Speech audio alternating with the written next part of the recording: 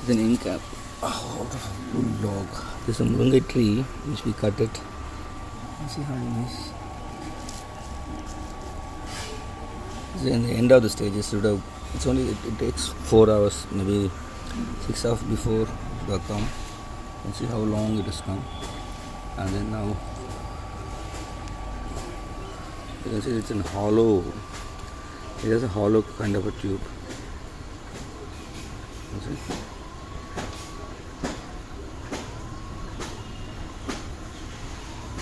And then this a beautiful man.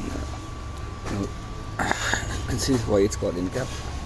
The moment you fill, you can see this. The pores become like ink, and sometimes it's in blue or mostly in black.